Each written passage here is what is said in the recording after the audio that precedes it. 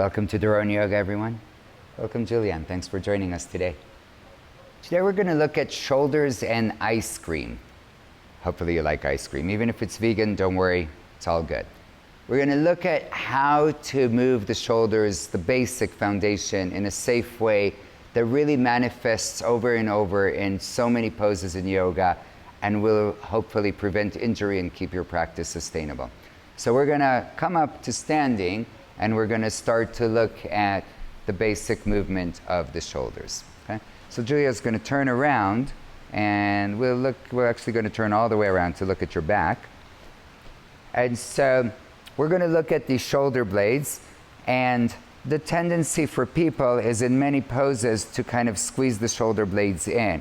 If you were going to doing some pull-ups and wanted to activate some muscles, maybe that's helpful. But otherwise, we want to keep space between the shoulder blades. I remember a story when my mom had like a total part of her arm that was constantly asleep and she couldn't figure out, and this was going on for months and nobody could figure it out. Turned out she thought her son is a yoga teacher and she needs to be super open in her chest, constantly pinching here, and that created a nerve impingement all the way down to the arm. Most of us don't do this on a regular basis. However, when we begin to take the arms up over the head, as Julia's going to do now, there are many options here. The arms can go and turn like so, right, which would be considered an internal rotation of the shoulder, even though the arms are opening out. Or if we're going to externally rotate the shoulders, I am going to see, you can see the shoulders are moving out, they're externally rotating, and now there's a ton of space in the back. So we want to have this external rotation, and this is what I call the scooping of the ice cream. We go and we scoop a big, huge ball of ice cream. Once we have the ice cream, all we have to do is adjust the wrist to be parallel to each other. Many of us go ahead and lift way, way up, which is fine, but we want to do that while relaxing the shoulders as much as possible. So even more. Right there. So now this is kind of softy while the fingers are powering up to the sky. Julia's going to go ahead and start to bring the hands closer together, and you're going to work on bringing the hands as close as you can without bending the elbows, So if you are bending the elbows, that's fine. Just stay wherever you are. Keep that power, that energy movement. So the hands are really, we call it we call it hasta bandha, right? There's like this lock of energy coming out, shooting towards the hand, and then there's like an extension of the fingertips. We're going to have the arms reaching way, way up and the shoulders relaxing down. We want to turn the shoulders in, and we want to keep the hands very active, but we don't want to bend in the elbows. So we're going to bring the hands as close as we can while keeping the arms straight. The gaze will go up towards the thumbs, trying to keep the shoulders as relaxed as possible. And notice that a lot of us are going to start to add a back bend or stick out the ribs. In this case, oh my God, it's really a problem when you have advanced students and they do everything without you telling them. Julia just fixed it on her own, right? She brought her floating ribs, her lower ribs in. Her tailbone is tucked. If you have a little arch in the lower back, that's perfectly great, right? You don't have to have a flat back. You just don't want to overarch in the back. Let's slowly lower the hands back down. We'll look at it a little faster this time. Inhale, arms up, gaze up, space between the shoulder blades, scooping the ice cream to create even more space, palms towards each other. Julia probably could even touch the hands, right? There's almost no bend in the shoulder, a bit of the ribs going in, and there you go. You have the perfect Urdhva Hastasana, hands up.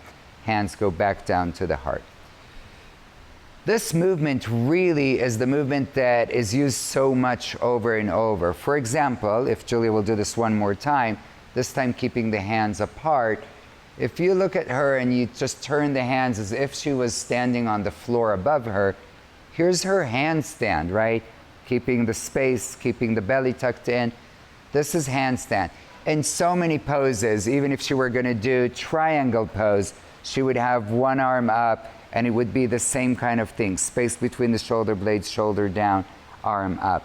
We'll actually look at it in another pose that's very, kind of has the same movement, and that would be downward dog. Used a lot in all vinyasa and ashtanga classes. So Julia, if you don't mind, hands forward, legs back. You can just go right down to downward dog. Can you see that this is actually the same exact pose? The only thing is there's a hinge in the hips, so instead of the legs going up here, they're going back. But the upper body is the same. You can actually see here the shoulder blades moving in a bit towards each other. So what I'm going to do is I'm going to help Julia external rotate, right? Here is the scooping of the ice cream, and you can see there's a lot more space here.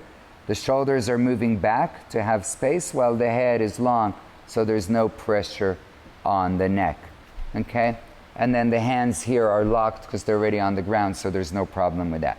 In downward dog, a little bit related, a little not, if there is a bit of a valley here between the shoulder blades, Julia is going to actually press up and feel it towards my hand right there.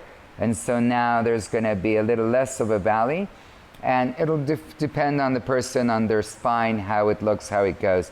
But now you can see there's space for the shoulders. This looks like a very healthy, long, reaching back of a downward dog. Okay? We'll look at it in one more pose, extended side angle. So come on down for a moment.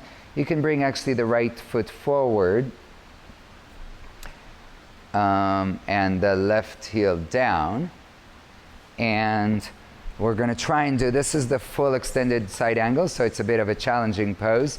If not, we can lift the back heel off the ground. So step the right foot forward, and then from here we're going to open up towards the extended side angle. You're welcome to keep the back heel up if you want for a little easier time, or try it down. Open the chest, take the left arm up and over the head. You can see that even in this pose, in the extended side angle, it is really similar to the standing pose we did, the Urdhva Hastasana, except one leg is down. What happens here is because people try to open the chest to the sky, they tend to open this way, which looks good from the chest and the belly and the ribs, but doesn't look so good on the back. I promise we'll show you this on the other side in a second so you can see the shoulder. What I'm going to do is scoop the ice cream. Here we go. Rotating in, so we have a lot more space for the shoulder, and now we're going to keep the shoulder in this position as we reopen the ribs. So there's opening the ribs and chest to the sky while the arm is rotating as if towards the chest, okay? Now let's go ahead and go back down to downward dog. So bring the left foot forward and the right heel down, and we're gonna, excuse me, come up to the extended side angle. So we're opening the chest and ribs to the sky. The right arm goes over the head. So again, what normally happens here is the chest opens and then the arm opens, and right here we have more pinching in the shoulder blades and a little bit of discomfort in the shoulder. We're going to try and keep this open while rotating the shoulder, like the scooping of the ice cream, really externally rotating the shoulder. And now you can see how much there's space for the neck and shoulders, and the arm is still reaching, and we're going to try and keep that while reopening as much as we can in the chest. And this is a really beautiful pose where we open the chest but still keep the length in the back and neck and can reach the arm forward. Okay? Let's come out of the pose and have a seat. So really important to remember the movement, this scooping of ice cream to create space between the shoulder blades. And this is whether you're doing handstand, arms up, chaturanga, or any of these poses that we do in yoga, just not to go and completely pinch the shoulders back, to not create any nerve pinching there. Okay? That's it. Practice with awareness. Honestly, these things are super helpful to have a teacher that can give you those little hands-on assist. Most of us just don't see it when we're doing it, but this really makes the difference for the long run. Thank you guys for being with us. Hope you enjoyed. Let us know if you enjoyed, and subscribe so you can keep following us and seeing some of our new videos coming up soon. Thank you, Julia, so much. We'll see you soon. Namaste.